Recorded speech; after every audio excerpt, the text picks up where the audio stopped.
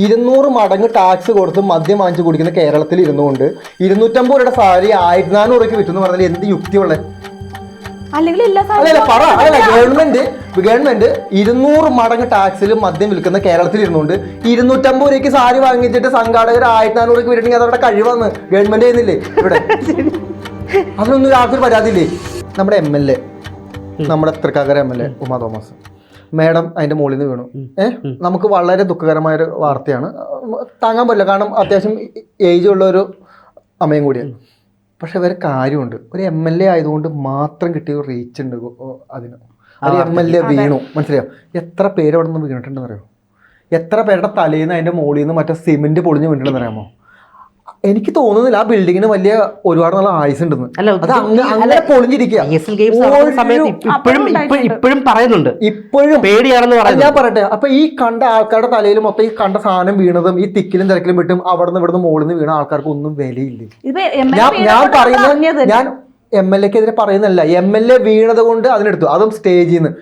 ഈ പറഞ്ഞ അനധികൃതമായിട്ട് സ്റ്റേജ് കെട്ടിയെന്ന് പറയുന്നതിന്റെ മുകളിൽ കയറിയിട്ടാണല്ലോ ഈ പറഞ്ഞ എല്ലാ ആൾക്കാരും കയറി നിന്ന്. ഈ കാരണം ഈ നമ്മളിപ്പോൾ ഒരു ഇവന്റ് നമ്മൾ ഈ കലൂർ സ്റ്റേഡിയത്തിൽ നടത്തണമെങ്കിൽ അതിന്റെ ചെലവുകളുണ്ട്.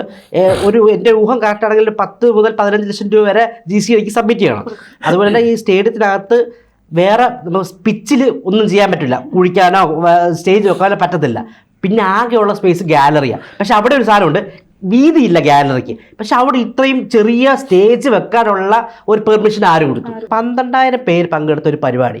ഈ പരിപാടിക്കകത്ത് ദിവ്യൗണ്ണിനെ മാറ്റി വെച്ച് ബാക്കി അത്രയും പേരുടെ കയ്യിൽ നിന്ന് ഏകദേശം 4,600 രൂപയോളം ഈ സാരിക്കും ഈ പറഞ്ഞ രജിസ്ട്രേഷനുമായിട്ട് മേടിക്കുന്നു.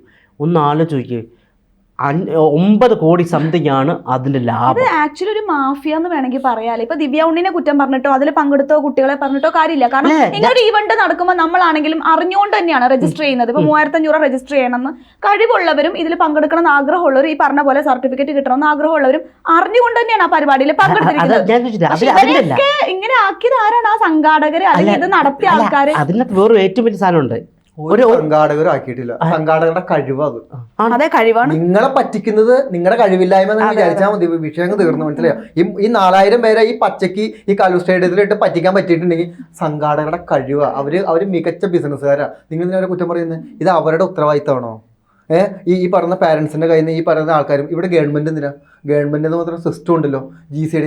നമ്മൾ ചെറിയൊരു പെട്ടിക്കട തുടങ്ങണതിന് 100 സ്ഥലത്ത് പോയിട്ട് സർട്ടിഫിക്കേഷനും ഈ പറയുന്ന കാര്യങ്ങൾക്കെല്ലാം ക്യൂ നിൽക്കണം നമുക്ക് തുടങ്ങാൻ വേണ്ടി. ഇത്രയും വലിയൊരു സ്റ്റേഡിയത്തിന്റെ അകത്ത് ഇത്രയും വലിയൊരു പരിപാടി അവർ നടത്തിയിട്ടുണ്ടെങ്കിൽ നമുക്കറിയാം, നമ്മുടെ കേരളത്തിൽ കൈക്കൂലി കൊടുത്താലും മറ്റെന്ത് കൊടുത്താലും ഇഷ്ടംപോലെ കാര്യങ്ങൾ നടക്കുന്നു, അത്രേ ഉള്ളൂ. അപ്പോൾ അത് പറ്റിച്ചിട്ടുണ്ടെങ്കിൽ പറ്റിക്കുന്നതല്ല, അവർ ബിസിനസ് ചെയ്തു. ഈ സംഘാടകരെ മാറ്റി നിർത്തിയിട്ട് ഈ അതൊരു പോയിന്റാണ് ബ്രോ പറഞ്ഞത്.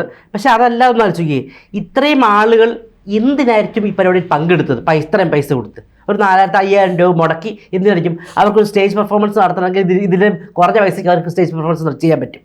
ഇല്ല, അവിടെയാണ് ജൂബി തെറ്റ്. നമ്മളിപ്പോൾ ഒരു അരങ്ങേറ്റം, ഒരു ഭരതനാട്യം, ഞാനൊരു ഡാൻസർ ആയതുകൊണ്ട് തന്നെ അറിയാം, ഒരു അരങ്ങേറ്റം നടത്തണം അല്ലെങ്കിൽ വർഷം സ്റ്റേജ് പ്രോഗ്രാം നടത്തണമെങ്കിൽ എങ്ങനെയും 10-15 രൂപ നമ്മുടെ കയ്യിൽ നിന്ന് പോകും. ആ കോസ്റ്റ്യൂംസും മറ്റവർക്ക് കൊടുക്കേണ്ട ഫീസ്, ടീച്ചർക്ക് കൊടുക്കേണ്ട ദക്ഷിണ, ഇതെല്ലാം കൂടി 15,000 രൂപ എങ്ങനെയും പോകും. അപ്പോഴാണ് ഈ 3,500 രൂപയ്ക്ക് ഒരു സർട്ടിഫിക്കറ്റ് കിട്ടുവാണെങ്കിൽ, അതും ഇത്രയും വാലിഡേഷൻ ഉള്ള ഒരു സർട്ടിഫിക്കറ്റ് കിട്ടുമ്പോൾ അങ്ങനെയല്ലേ മാതാപിതാക്കളും ചിന്തിക്കുക. ഈ 14,000 പിള്ളേരുടെ കോടിക്കണക്കിന് രൂപ വാങ്ങിച്ചതും ഈ പറയുന്ന അനധികൃതമായി സ്റ്റേജ് കെട്ടിയതും ഈ പറഞ്ഞ ഒരു സുരക്ഷാ മാനദണ്ഡങ്ങളില്ലാതെ അവിടെ പരിപാടി നടത്തിയതും ഒക്കെ ഞാൻ പറയട്ടെ, ഒരു സാധാരണക്കാരാണ് ഈ പറ്റില്ല ജൂബി.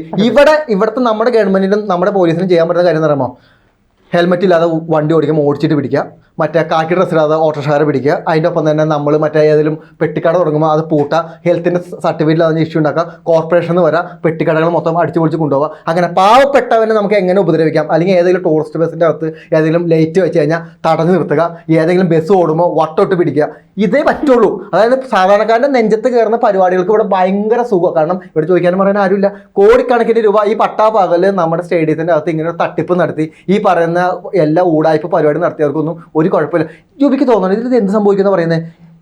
ഇവർ പൊട്ടന്മാരാണോ ഞാൻ ചോദിക്കുന്നത്? ഇവിടെ ഒരു ഗവൺമെന്റ് സിസ്റ്റം ഇല്ലേ, അതും GCDയുടെ ഒരു ഇന്റർനാഷണൽ സ്റ്റേഡിയം, അതിന്റെ അകത്ത് നടന്നു എന്ന് പറയുന്നത്. ഈ പറയുന്ന പോലീസുകാർ മുഴുവനും എത്ര പോലീസുകാരുണ്ടായി ഇവിടെ.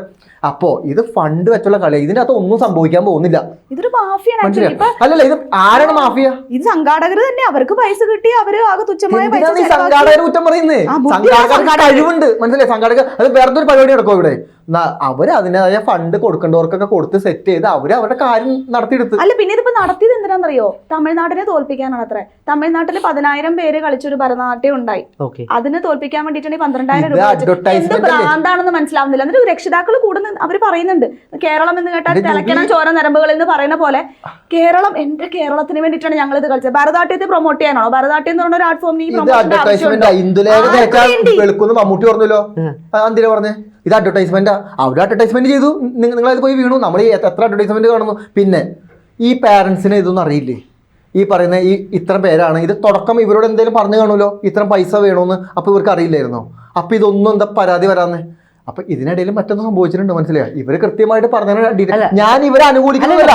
അവർ ചെയ്ത് പക്ക ബിസിനസ് പറയുന്നത്, ബിസിനസ്സിൽ ഒരു എത്തിക്സില്ല, മനസ്സിലായോ? എൻ്റെ ഒരു പോയിന്റ് കാരണം ഞാൻ ചോദിച്ചത് ഈ ഒരു സർട്ടിഫിക്കറ്റിന് വേണ്ടി ഈ പരിപാടി ചെയ്യാൻ ഓക്കെ പറഞ്ഞ മാതാപിതാക്കളുണ്ടല്ലോ, അവർ കുറ്റം പറയല്ല. കാരണം ആരായാലും എൻ്റെ മോന് ഒരു ഗിന്നസ് റെക്കോർഡിൽ അവരുടെ ആഗ്രഹങ്ങളായിരിക്കും. പക്ഷെ ഇതിൻ്റെ പേരിലാണ് ഒന്ന് ആലോചിച്ച് നോക്കി, ഈ പറയുന്ന ഇത്രയും രൂപ ഇവർ കൊടുക്കുന്നു. നമ്മളിപ്പം ഏറ്റവും ചെറുത് ഒരു 1 കിലോ പഞ്ചസാര മേടിക്കാൻ പോവുകയാണെങ്കിലും 2 ഇടത്ത് വില നോക്കും. എവിടെ ഏറ്റവും കുറച്ച് കിട്ടുന്നത് അത് നോക്കി നമ്മൾ മേടിക്കുന്നത്. അല്ലല്ല, ഞാൻ ഇവർ ഈ മാതാപിതാക്കള് എന്തുകൊണ്ട് ഈ 4,600 രൂപ കൊടുത്ത് ഒരു പരിപാടിയിൽ പങ്കെടുക്കണോ? അതിൽ കിട്ടുന്ന എന്തൊക്കെയാണ്? ഈ സർട്ടിഫിക്കറ്റ് ആണ്. അപ്പൊ ഈ ഗിന്നസ് ബുക്കിൽ അതൊരു ആഗ്രഹമില്ല. അതൊരു കറഞ്ഞിട്ടെന്തായാലും ഞാനൊരു കാര്യം പറയട്ടെ ജുബി, 200 മടങ്ങ് ടാക്സ് കൊടുത്ത് മദ്യം വാങ്ങിച്ചു കുടിക്കുന്ന കേരളത്തിൽ ഇരുന്നുകൊണ്ട് 250 രൂപയുടെ സാരി 1,400 രൂപയ്ക്ക് വിറ്റു എന്ന് പറഞ്ഞാൽ എന്ത് യുക്തിയുള്ള? ഗവൺമെന്റ് 200 മടങ്ങ് ടാക്സിൽ മദ്യം വിൽക്കുന്ന കേരളത്തിൽ ഇരുന്നുകൊണ്ട് 250 രൂപയ്ക്ക് സാരി വാങ്ങിച്ചിട്ട് സംഘാടകർ 1,400 രൂപയ്ക്ക് വിറ്റണമെങ്കിൽ അതവരുടെ കഴിവാന്ന് ഗവൺമെന്റ് ചെയ്യുന്നില്ലേ ഇവിടെ? അതിനൊന്നും ആർക്കൊരു പരാതിയില്ലേ? ഈ പട്ടാപകൽ കൊള്ള എല്ലാവരും നടത്തുന്നുണ്ട്, ഗവൺമെന്റ് നടത്തുന്നുണ്ട്, എല്ലാവരും നടത്തുന്നുണ്ട്. ഇത് അവര് ഈ സംഘാടകർ ആരുടെ വീട്ടിൽ പോയിട്ട് അവരെ പിടിച്ചു വെച്ച് കൊണ്ടുവന്നില്ലല്ലോ.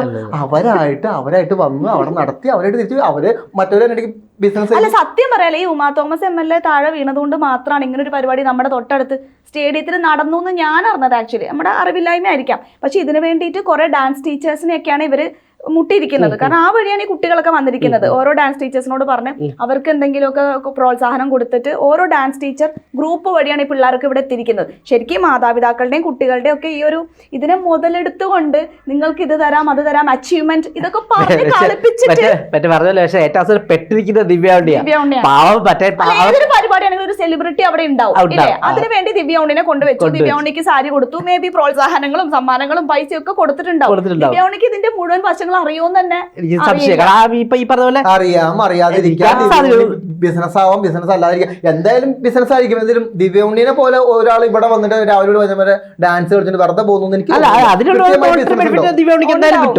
അതൊരു ഇവരുടെ സംഘടന സേവനമായിരിക്കത്തില്ല. പക്ഷെ എന്നാലും ഒരു ബ്ലാക്ക് മാർക്ക് പോലെ ഈ പറഞ്ഞൊരു സംഭവത്തിലേക്ക് ഇതിന്റെ അകത്ത് ഒന്നുമില്ല ജോബി. ഇതിന്റെ അകത്ത് നമ്മൾ പറഞ്ഞു വരുമ്പോൾ ഒറ്റ വിഷയമുള്ളൂ. അതായത് ഗവൺമെന്റ് അറിഞ്ഞുകൊണ്ട് ഈ പറയുന്ന സിസ്റ്റം മൊത്തം ഇവരെ സപ്പോർട്ട് ചെയ്തു. നമ്മൾ ഇവിടെ ഇരുന്ന് ആരോടെ കണ്ണടച്ച് കാണിക്കുന്നേ? ഈ പറയുന്ന ഞാൻ പറയട്ടെ ജൂബി, ആ സ്റ്റേഡിയത്തോടെ രാത്രി 9 മണിക്ക് ശേഷം നടക്കാൻ പറ്റില്ല.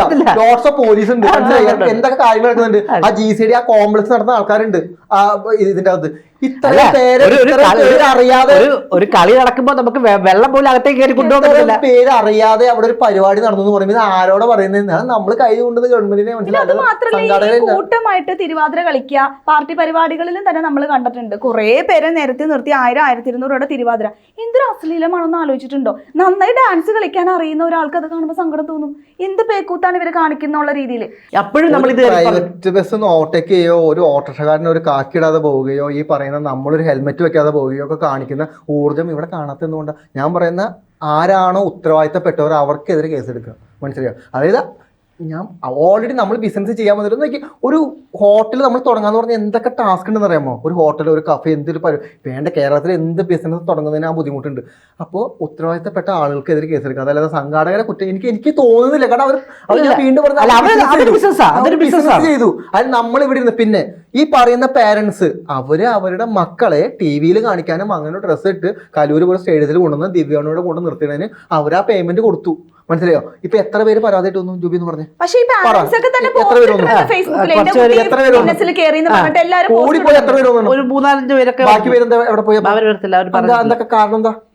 അപ്പൊ ഞാൻ കേട്ടോട്ടെ 14,500 പേര് പരിപാടി നടത്തിയതിൽ ഒരു 10 പേര് വന്ന് പരാതി കൊടുത്ത്, ബാക്കിയുള്ള ആൾക്കാരൊന്നും അല്ല. വന്നിട്ടില്ല. പിന്നെ ആരോപണം ദിവ്യ ഉണ്ണിക്ക് മാത്രമാണ് ഈ സർട്ടിഫിക്കറ്റ് കിട്ടിയത്, അങ്ങനെയല്ല.